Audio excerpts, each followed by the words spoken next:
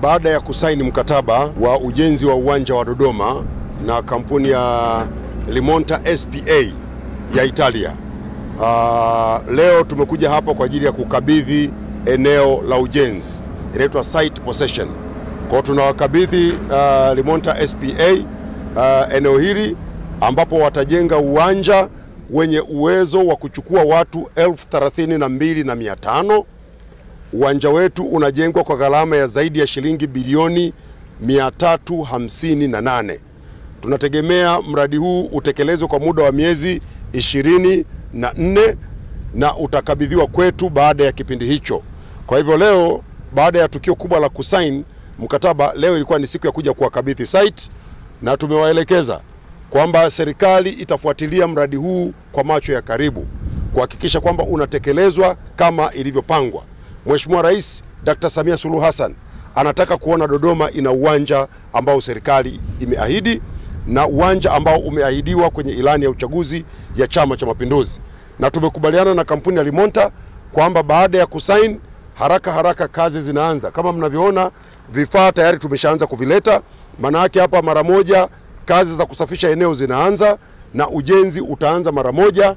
Ndani ya miezi 24 tunataka watukabidhi uwanja ukiwa tayari, tuanze kucheza mpira kutokea Dodoma.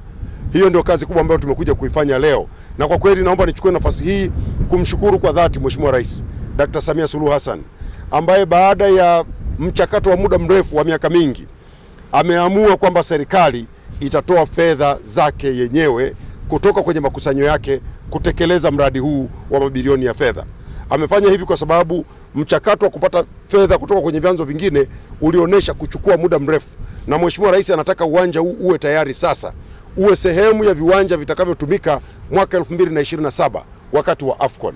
Na leo ni mwaka 2025, tuna muda wa kutosha. Wakandarasi wakikamilisha ndani ya muda, tuna imani kwamba uwanja wetu utatumika kwenye AFCON na mashindano mengine mbalimbali baada ya hapo, baada ya kuwa umekamilika. Very much again, PS. Thank you very much to the country of Tanzania that you gave us the opportunity to participate to this prestigious project. We are very happy and proud to be part of the construction of the Dodoma Stadium. We have a lot of experience in sporting construction. We are one of the FIFA preferred producer in the world. So we are extremely happy to bring our expertise for the successful of the project. As we were mentioning during the different meetings, we have already prepared a lot of, let's say, design.